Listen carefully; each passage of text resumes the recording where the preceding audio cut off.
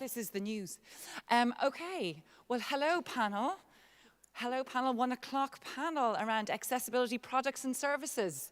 So I was supposed to be moderating this panel, but I decided, one thing Deborah Rue said to me a long time ago, what is the greatest thing that we can do in this space, as those of us who've been here for a long time?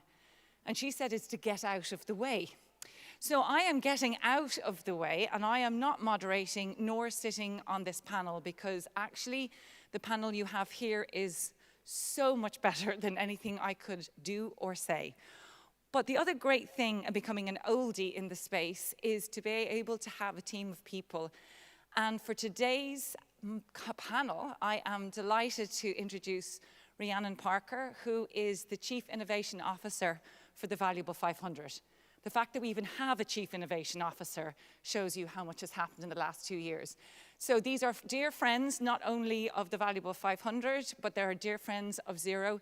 This is going to be a really good conversation. So I'm, without any further ado, to the wonderful Rhiannon Parker, here's your session. And I'm getting out of my own way.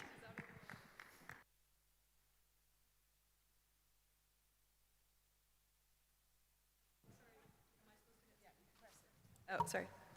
Okay, there we go. Yes, so as Caroline said, I sit as Chief Innovation Officer at the Valuable 500.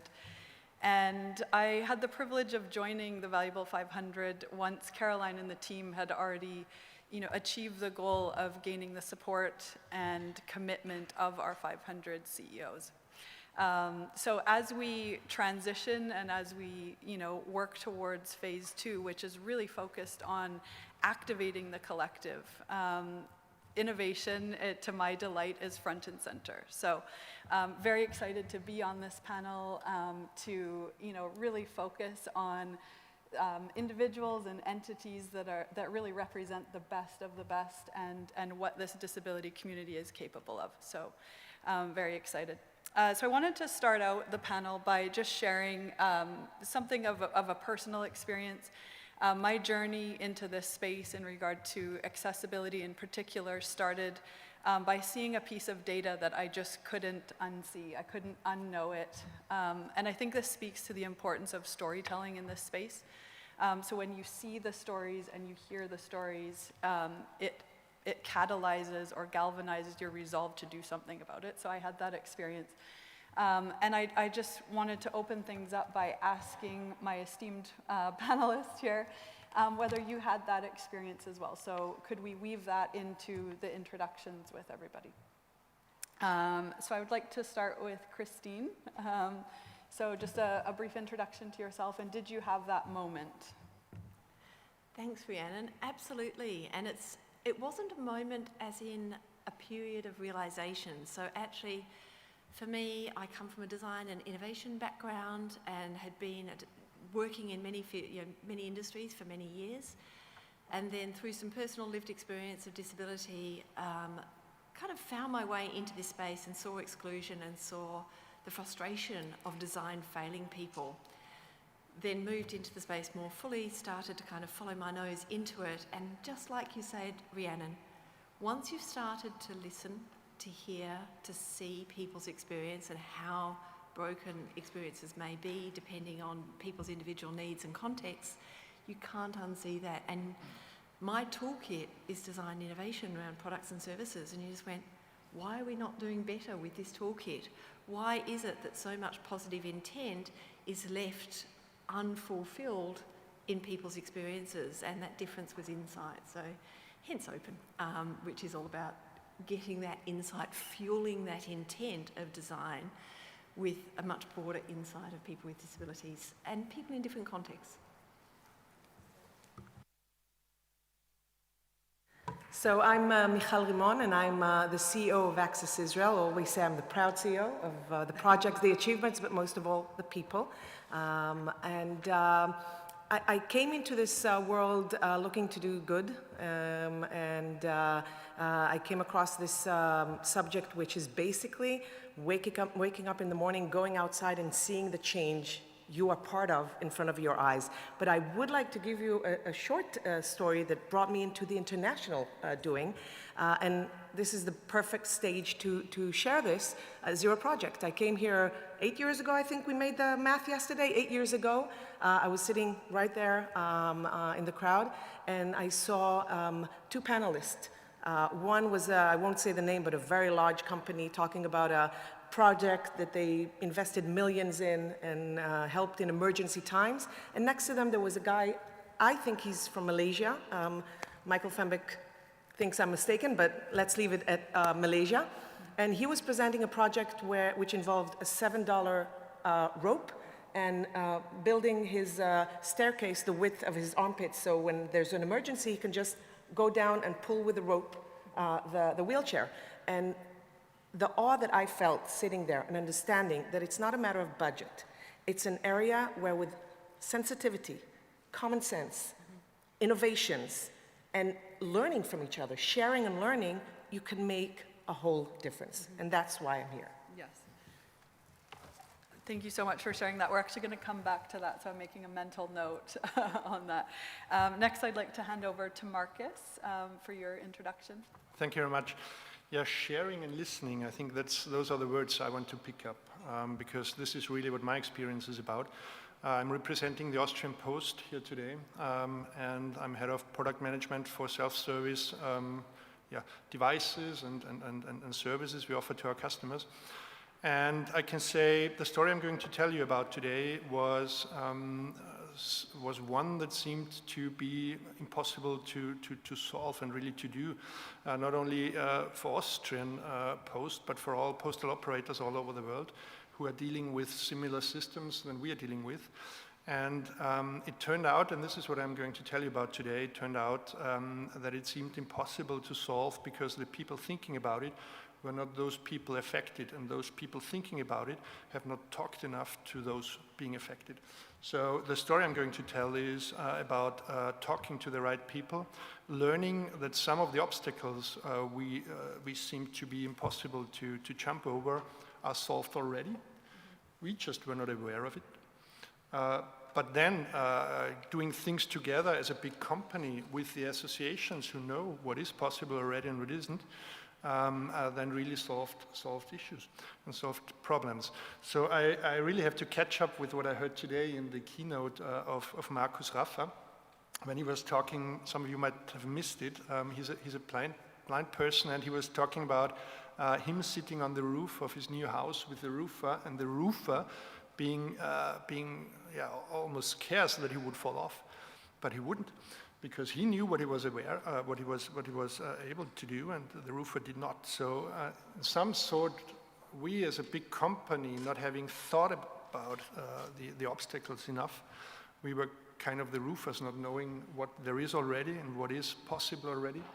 So learning this in the talks with the Association for Blind and Partially Sighted People in Austria, learning about what is possible already and what is the point from which we can jump off. This was my point. This was my situation that I would like to share. Great, thank you. I think that's so important. Just integrating the lived experience and challenging what is referred to as the ideology of ableism, really dissecting that within ourselves and how that translates to the way that we run business and we innovate and we strategize. So thank you so much for that. So what I'd like to do next is transition to the presentations that you've prepared. So I believe we're starting with yours, Christine. So I'm not sure how that works with the technology, but we'll just wait for that to get going. Just while that comes on, I think just to pick up on Michal's comment on this conference, one of the things that I remember the first year I came here, which must be 4 years ago now, and on the same day we had two different solutions shared, and one of them was a doctor from Brazil who was sharing how using a brain-computer interface he was driving I don't think it was an F1, but it was a race car. Yeah. Using a brain-computer interface. Technology enabling people in the most powerful and incredible way. And on the same day, just a couple of hours later, another gentleman was sharing how they were using adapted wheelbarrows to get kids into the school system in Pakistan. That's what I love about this conference. Practical solutions, non-judgmental. It gets kids into education in a way that worked in mountain villages on paths. So it's just a place to learn and keep that humility of there's so much learning that we're just not, we're touching on the very edge of it, and here we get to kind of reach into it more fully. Right, we have the presentation here, so thank you. Next slide, please. So I'll really talk to you today about, from my perspective, product and service design, and really thinking about inclusive customer experience and what inclusive customer experience is through our perspective. And really that customer experience is all about the user, not the designer, and flipping that narrative to think about how different people with different use cases, whether it's different abilities and needs, preferences, adaptive approaches, and in different contexts experience a product. At the lowest level, there's kind of accessibility, and that's a given, that's a must. And to operate in business today, products and services need to be accessible. And that means meeting standards, guidelines, using the leading using practices that are there and known today and available to us. But the next layer is kind of that usability layer, and improving as we go through to usability, and thinking about how the purpose of that product is able to be used by people, and how fluid and that experience is. And then, of course, inclusive customer experience is the delight or the pleasure or the experience that comes from that, and how consistently it's provided to people with different access needs. And essentially, it's the parity of experience and equity in that experience, and consistency, which drives, of course, to business value. Next slide, please. So just thinking about this in terms of, there's a lot of practices here that we can leverage. This isn't, us thinking about this for the first time. There's the whole user experience practice that we hear about in digital design, and then there's human factors design or human-centered design that you hear across other areas of design. And essentially what we see is these are great practices, but as a friend of mine who's here actually at this conference, Anthony Gianomis, talks about, human-centered design is great as long as people are conscious as to which humans are at the centre of that design. And if we're not putting humans at the centre of that design, at the centre of the insight that informs that design, that have a diverse enough range of beliefs, perspectives, needs, and ways in which they're using a product or service, then you're not going to be able to design with that in mind. So the difference between those and what I think of the inclusive customer experience design is really thinking about, and you can go to the next build on this, sorry, there's some builds in here, is inclusive customer experience design is right across all of them. It brings customer experience in, which is end-to-end across all channels, user experience across digital, human factors or human-centered design across products, and actually brings in that who you're considering at the centre of the design. Next, please. Sorry, that's the build. And we talk about actually contexts as well as characteristics. And I think this is really important, and a bit of an extension from how some people think about inclusive design. Inclusive design is absolutely about people, but people vary in different contexts. We're in Austria today. I don't speak German, apologies. My German reading actually is a little bit better than writing, just because you can see it. But I have that contextual need, and that inclusion includes both the person and the context in which they're experiencing a product or service. Next slide, please. So if we think about different ways that people gather today customer experience insight, this is one of the fastest growing markets in the world, I think. I think it's 10 billion, the market for customer experience today, and it's forecast to double by 2026. So companies are paying a huge amount to understand how do customers feel about their products and services. And this is just a little bit of a data table of a scatter of different experiences people might have with a brand across the various channels of brand and communications, the digital channels, the physical channels, and any in-person or call centres and so on, customer experience channels, service, after-sales service. Next slide, please. The majority of value is either created through brand advocates or is destroyed through brand detractors. So that middle line of did what I wanted, they're good customers, but actually brand value is created and destroyed by those that are either advocates or detractors that will go out of their way to either tell people how good the experience was or how bad it was. Next slide, please. Once we overlay inclusive experience against customer experience, what's really interesting is there is a polarisation of experience. People with disabilities polarise to either brand advocates or brand detractors for very good reasons. If you just consistently deliver as you promise in a way that is inclusive of people's needs for people that have additional needs, they will be much more loyal customers and they will become advocates of your brand because that is already set you against those organisations that have not yet got that minimum bar of accessibility and inclusive design. Equally, if you fail someone with disabilities, the cost of that failure can be much higher and they'll become brand detractors because actually, if you think about the spoons of effort and energy in people's lives, if they're already using more energy to get through a world that is not designed well for them, the fact that they've got that far through this process with you and then you've failed them is going to have a greater cost. Next slide, please. So we've created an inclusive customer experience canvas. Don't worry about trying to read it here. You can download it from our website at Open Inclusion under the tab of Solutions. And it's just openinclusion.com.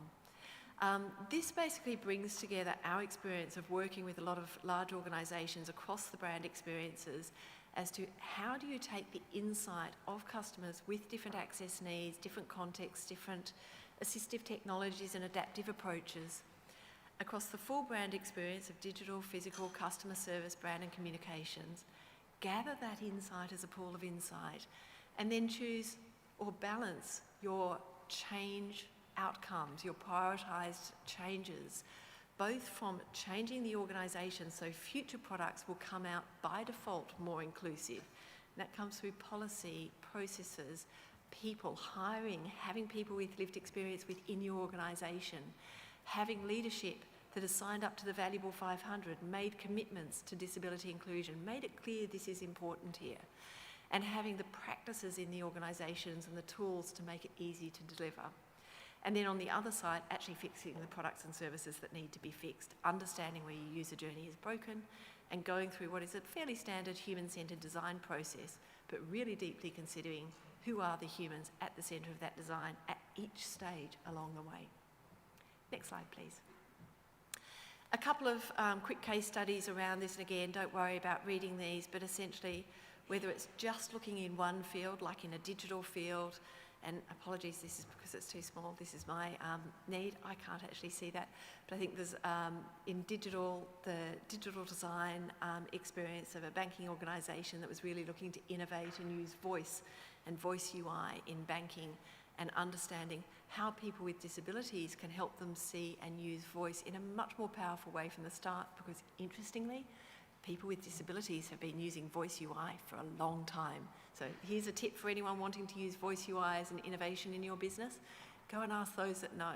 Talk to people that have been using screen readers for a long time, or all sorts of other voice interactions. We have also an organisation that's a supermarket, major retail organisation, where they looked right across the experience and tried to understand, right, where are we breaking this experience through our communications, in-store or online. And what was very interesting is we did this across the period of COVID. So that split between online and in-store was very significant. Some people would not go in-store, and some people were new to online. So it gave some really, really interesting findings. So right across the spectrum, it's useful. Please just come and ask for any case studies and experience that's useful to you. Next slide, please. So just a couple of tips, and I'm going to turn around for this so I get them right and get them in the right order. You can tell my side is beginning to go. Firstly, how do you know who your customers are, and how are you understanding how they engage with your brand? What's your customer experience program like today? Most importantly, how are you understanding how satisfied they are and why? And understanding that why means understanding them and their context of use. Because if you understand where they are on that scatter chart, but you don't understand why, you can't address it. And that's leaving all that value on the floor that you haven't been able to pick up and address. So that's that. Do you ask any relevant characteristics? Do you do specific research that in a very inclusive way engages with people with specific access needs to understand what's the difference between your standard user, your standard customers without additional needs, and those with? And are you understanding how those needs are impacting your experiences? And lastly, once you've got that insight, how are you using that fuel in your organisation to improve your experiences, to improve the consistency of the value your brands are delivering, and improving that consistency for those with permanent access needs? You're going to improve the consistency of your brand for everyone across all sorts of contexts, temporary needs, situational, or contexts like me travelling in another country where things are different, and inclusive design helps. I think that's it. Next slide, please. Oh, we have one more, which is, specific, some actions for you. So it's very simple. Ask, listen, and learn from your disabled customers, from anyone with diverse experiences of your brand. Once you've got that fuel in, develop the organisation's inclusive customer experience journey. Consider how it is that you can move from understanding to acting. What's the highest priority in your business? What are the core journeys? Where are the biggest breaks in those journeys? How are you addressing them? Which channel is the priority channel for the majority of customers? How does that change for people with additional needs? Do you understand what those differences of channel preferences are so that you can address the greatest gaps in your business today for your customers to improve the experience and, of course, to improve the value of your organisation? Thank you.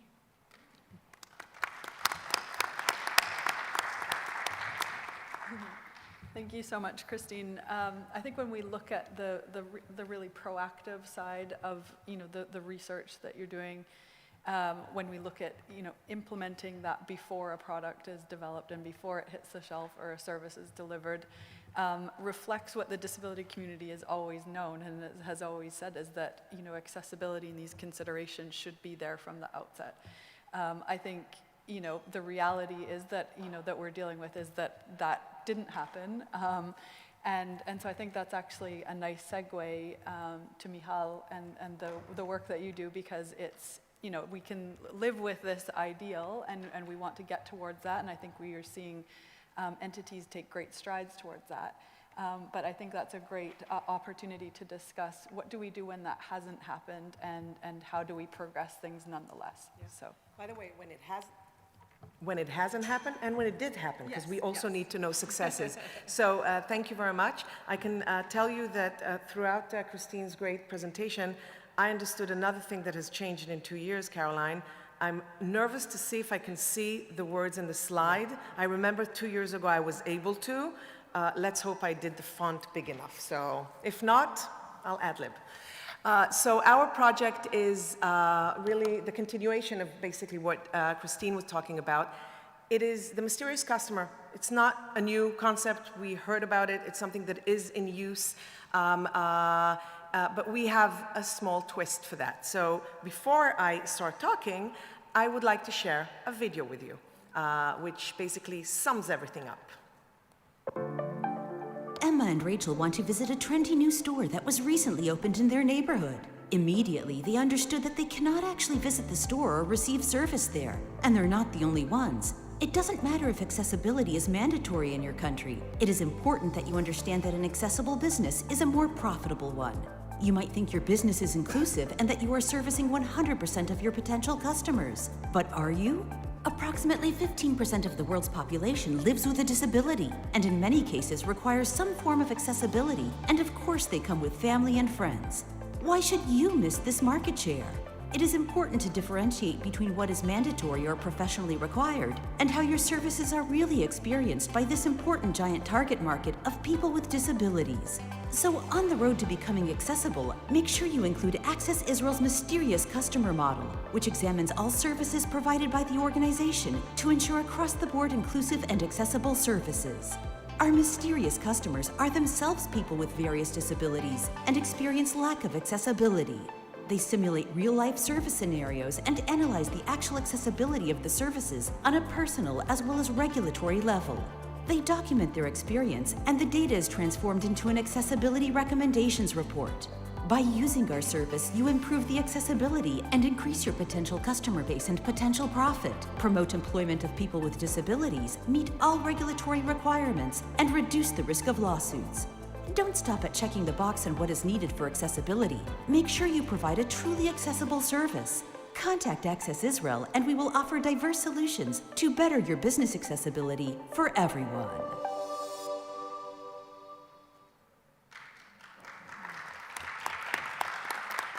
Thank you. Okay, I'm done. That's it. No. So first of all, Lilach is sitting here. She's the project manager, and thanks for the great video. And I think it says it all. Basically, as I said, we're taking something that is known to the business world and giving it a twist.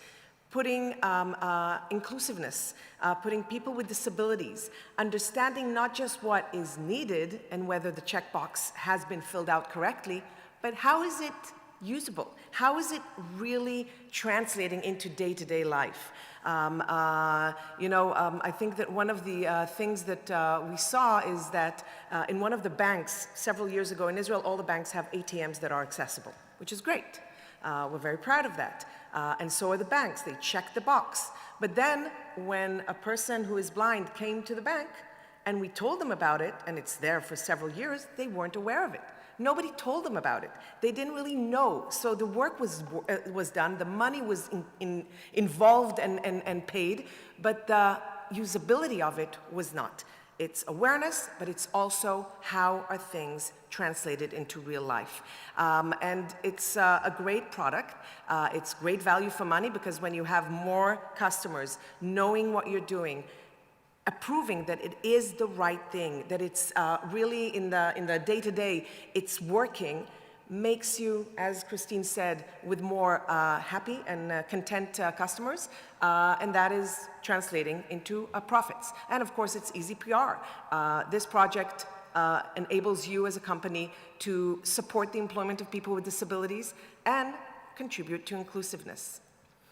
And as you saw in the video, you have, we train people with disabilities, which I will talk about in a second. It's empowerment.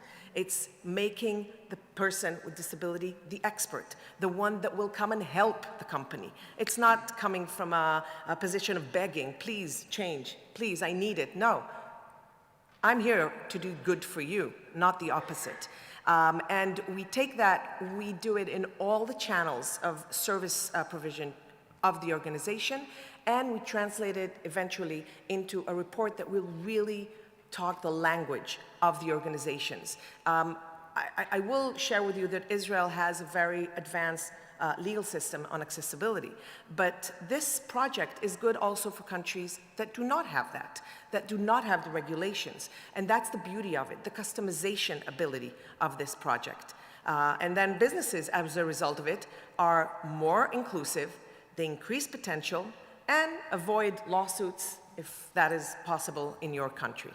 And we have the 100% target audience, potential customers. I won't go over everything as we discussed, so we will be able to have a back and forth, but I think it's basically a project that is taking social justice, contributing to accessibility, nothing with us, nothing about us without us, and the empowerment aspect of it, and translating it into a win-win-win situation with profit on all levels for the organizations.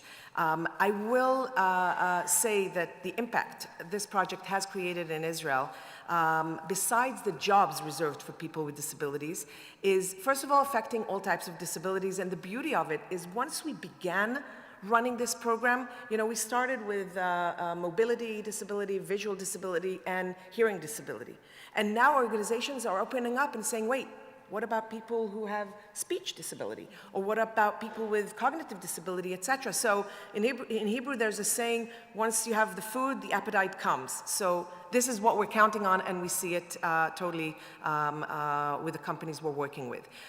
We raised awareness to more than 10,000 employees in Israel of the organizations we're servicing, and we're changing the paradigm. leaders are not just checking the box, they're understanding that you have to go the next step to make sure that it registered, make sure that it's done in a way that is achieving what you originally wanted to achieve. And here in this slide, I will just focus on one thing. First of all, for success, I will say that we are happy to have repeat customers. So I guess it's working because companies are understanding it's good and it's creating good. And it's a beautiful process which Lilach and Racheli, Daria, Moran, all our amazing staff from the consulting department in Access Israel are doing. It's really working with the organizations, really listening to their needs, really listening what is good and what their requirements are. And I think that adds to the repeating customers, diversification of customers, and another point which I can't really see in the last point of the slide, so I'll just pass on to the next one. Challenges, and with that I'll basically end. I would like to share with you the challenge. When you're taking a person with disability and telling them, here, this is the training, go out please, tell us, the bank, how is your experience? There is a fine line between the subjective and the objective, okay? A person with disability can come to that bank, and don't forget, he wasn't born at the door of the bank. He was born, he has characteristics, he woke up that morning, he had a good morning, bad morning, on the way there were problems, the bus didn't come, he's maybe mad or whatever. That can affect the way and the experience of your day-to-day visit to the bank. So for us, it was very important to train our employees to put aside, to give a subjective account, but in a way that is also eliminating all the things that can affect that. So for example, if you're checking a bank or checking a chain of stores, the fact that there was no parking space for the disabled outside is important. It has nothing to do with the store inside. They have no control over that. So tell us, we will take care of it on different channels, but don't mix it with the evaluation. That was one point we saw. Another point we saw was the fact that you, as an individual, you're giving your subjective account, but remember you are there representing the 10,000s or hundreds of people with your disability that might come visit that store later on. So think wide, not just narrow in this aspect. Try to think how a person that maybe sees a little differently, those with visually disabilities, or those who can hear maybe a little less than you or a little more than you, how would their account be? You're giving subjective, but you're keeping in mind also the variety that each disability brings to the table. And when you bring that with the amazing staff that I introduced to you a couple of minutes ago, who are aware of the regulations, who know the companies, who have studied them, you get a combination of a product that at the end of the day changes tomorrow morning or the day after we give the report, you see the change in front of your eyes. And this is something that we're very proud of. And I think that I will, financing, they pay for it. We get covered, that's always good. I think that is it. Next step is locally, we want to strengthen our customer base and really expand the amount and variety of disabilities that are involved.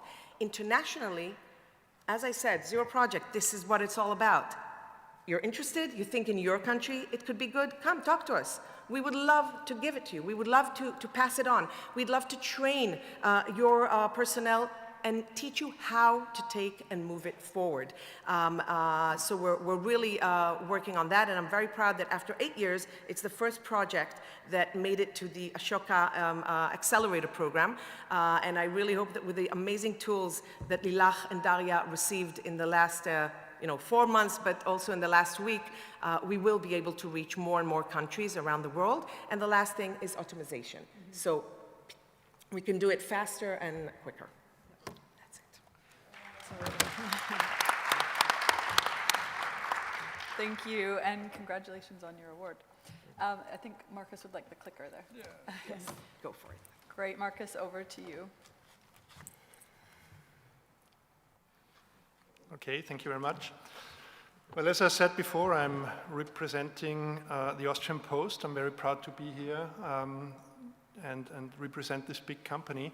Obviously, Austrian Post is quite big, so let me start with framing the topic we've been recognized for by Zero Project. And to do so, I would like to show you a short video.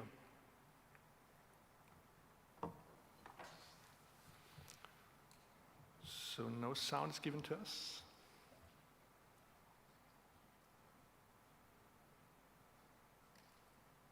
Ungefähr 100.000 Fächer bereits im Feld. Wir haben auch für nächstes Jahr wieder einen entsprechenden Zuwachs geplant.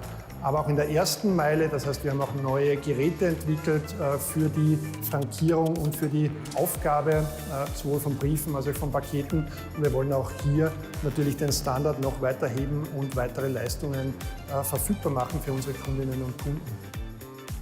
Ganz neu in unserer Selbstbedienungsfamilie ist unsere neue Versandstation. Dort wurden quasi die Funktionen unserer bisherigen Geräte, Frankierautomat, Versandbox, weiterentwickelt und in die nächste Generation gehoben. Ein zweiter wichtiger Aspekt ist das Thema Umwelt. Wir wollen Fahrzeiten reduzieren und es ist auch in vielen Studien belegt, dass Systeme wie unsere Abholstationen, unsere Frankierautomaten dazu in der Lage sind.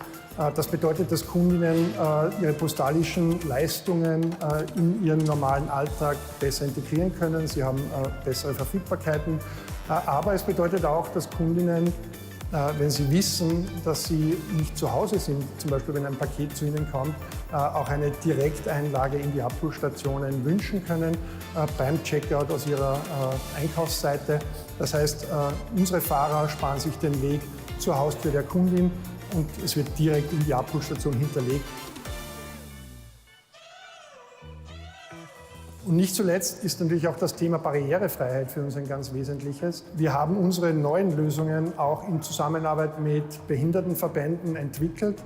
In der Zusammenarbeit mit zum Beispiel dem ÖZIF oder dem österreichischen Blindenverband haben wir die gesamte Customer Journey durchgetaktet. Ihr Paket befindet sich in einem Fach links von Ihnen. Bitte entnehmen Sie Ihre Sendung.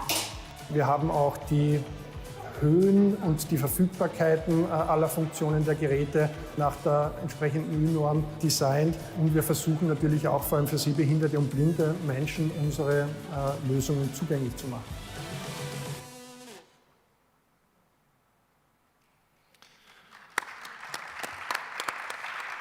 Yeah, so in Austria we are running around 500 pickup stations with about 100,000 locker compartments spread all over Austria. Those systems are mainly used for depositing parcels for customers we couldn't meet at their house door. So when our delivery agent comes to your house door, knocking on your door, doesn't meet you there, then he or she would take the parcel away, leaving you a yellow message, as we call it, and the agent would deposit that parcel in one of our pickup stations. This is a system that is very common all over the world by now, so many postal operators are using systems like that, and millions of parcels are operated this way or deposited that way. And still, there was no operator in the world, at least no operator we were aware of, and we know most of them, of course, who made those systems or who was able to make these systems available to blind and partially sighted people. So those installations can become quite big, so up to 400 or even more locker compartments in one machine. So you can imagine that it is quite difficult for a blind person, first of all, to navigate through the whole process, but then also to find the compartment that opened just right now with the parcel inside, and nobody really had a clue how to do it. This is why we've been quite nervous, and this was my initial statement, when we were introduced, or when we were invited by Mr. Markus Wimmer, who is the president of the Association for Blind and Partially Sighted People in Austria, to a meeting, because it was totally clear to us what his aims were, It was totally clear to us that those aims were legitimate, and we thought about them a lot. But the problem was we just didn't have an idea of how to do it. It is a very complex process and to us it solved almost impossible to solve. So we were never getting there.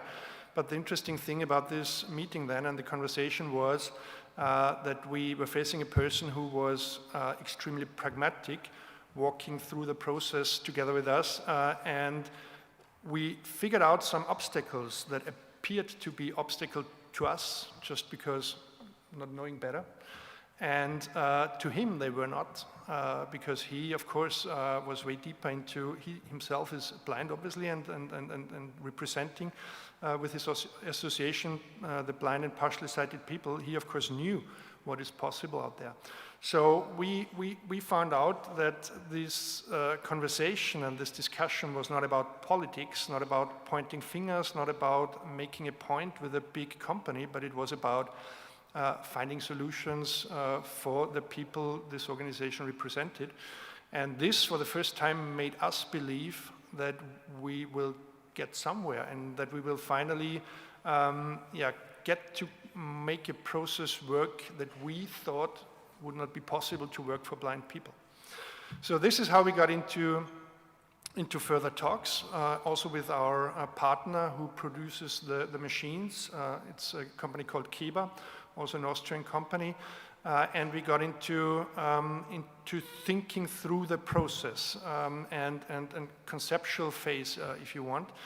The first thing for us to solve was the yellow message, the notification I was talking about. How can we make the customer aware of the fact that a parcel was deposited for him or her in our pickup station? So we had to mutate a little bit our notification. Here you see the left upper corner. We just cut it off and we put 2 holes into the notification on the left lower side. So this is how blind people can identify, first of all, our notification and then have orientation on it by just learning where on this notification the barcode would be and then how to use it. So next step for us then was to give access to the display itself, where you would handle the machine. Well, here we have the advantage that about 90% of our compartments, of our lockers, are in our own shops. So there we have a separated area for self-service zone that is accessible 24/7. And the rest of the shop is just closed after opening hours. So we just put haptic signs on the floor to lead the customers to the display itself. And putting him even into the position of using it. Next question for us then was how to make a touch screen usable for a blind person. We had no idea about how to do it, but again, together with the Association for Blind and Partially Sighted People, we figured out some ways how to do it. We put haptic stickers just below the display, signing areas and with audio mode, then the customers get the information which area of the display can be used for what action to take. This is held quite simple. Again, we designed this with the association together, and we tried it out, of course, with people affected to find out if the way we did it really works. And then the most difficult part, of course, is once you are done on the display, one compartment opens.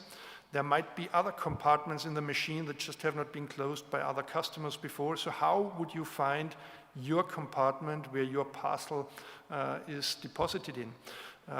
This was one of the issues we thought was pretty hard to solve. But it was Keba then who had ideas of how to use hardware included in the machine very, very close to the single compartments, and where they were able to make a clicking sound that was iterating like every 1 second until the door is closed again. So this is also what you saw in the video. Once the process at the display was finished for the customer, the compartment opened and made a clicking sound. The machine was telling the customer either to go left or right, and then the clicking sound led the customer to the compartment opened for him or her. So last thing I want to share is the process itself. Of course, our machine was up and ready, hundreds of machines in the field when we started implementing this process for blind and partially sighted people, which of course is not the best idea to get to this point. For our new machines that we are rolling out right now, we included the associations we've been working with in the other project from the beginning on, so in the design thinking process. But let me get back to this very project about the pickup stations. As people were working on it who are not affected themselves, the most important thing I would say is getting into prototyping as soon as possible. Of course, in the conceptual phase, we were doing all the concepts together with the association, and they, again, were consulted by people affected. But even then, you have all the concepts, you have the paperwork done, and now you get into designing and building. As you are not affected yourself, you would never know if you're on the right path. So get into prototype very soon. The first prototype we made in-house in our headquarters. We invited the association with some of their members, people who are affected themselves, blind people. They came and joined us, and it just turned out we did everything wrong, which was obvious, and which was good to learn, because this was undo, redo, make it better, learn from what they told us, from what they would have expected differently once they are at one or the other point. So next iteration, next prototype. That second prototype we did already do in live surroundings, so in the shop itself. There we also started putting the haptic lines in the floor. We even did that one wrong. So we thought we just gave it to a company and they knew what the standards were. They didn't. So even that one needed to be changed, and that made it clear to us how important it was to really get those people on board we're doing it for, and to get their feedback on how good or how bad the solutions we brought up were. So we did, I think, 3 or 4 iteration phases with blind people from the association, and step by step we improved. We became better. Well, up to today, we have the system running on every single machine that is out there in the field. We have the haptic lines in all our shops where we're running pickup stations. So after learning how to do it, after iterating with the people affected and seeing what we could do better, and then finally do it better, we got the whole thing rolled out all over the place. And I can tell you, as KEBA is the world leader in systems like that, this initiative did not stop at the Austrian borders. But they included it into their systems. So Switzerland has it on board, a couple of other countries do. And I can tell you that, very, very many leading postal operators all over the place are very interested in what we did there, and are trying to pick up that ball and make things working in their systems as well. So this definitely made impact. It definitely changed something. And we are pretty happy that finally we found a way of doing it, because as I said before, it was hard to believe for ourselves initially that we would. So thanks to everybody involved, especially the Association for Blind and Partially Sighted People in Austria. So thanks also for KEBA. We shared the cost, I can tell. Also, the association never charged us for all the work they put into it. This was really about getting things done. together. And this was the only way to do it, actually.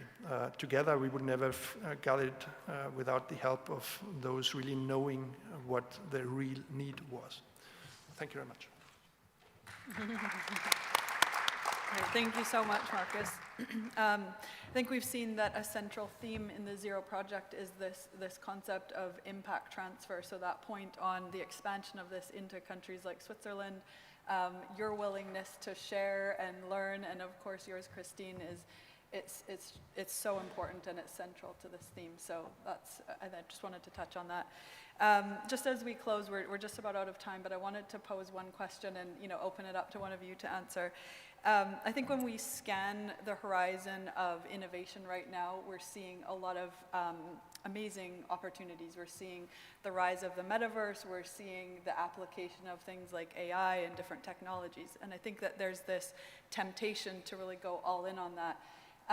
But what also I think that a lot of us are reflecting on is that there's a hierarchy of needs in regard to innovation and the application of things. So we see lots of examples where basic needs are not met and the appropriate level of innovation is not yet applied to those spaces. So my question is, how do we strike a balance between the really, the new cutting edge, exciting stuff and leveraging the technologies and opportunities that we have while still meeting the basic needs and really creating elegant solutions like, with the Austrian Post and other things. So anybody want to take that one?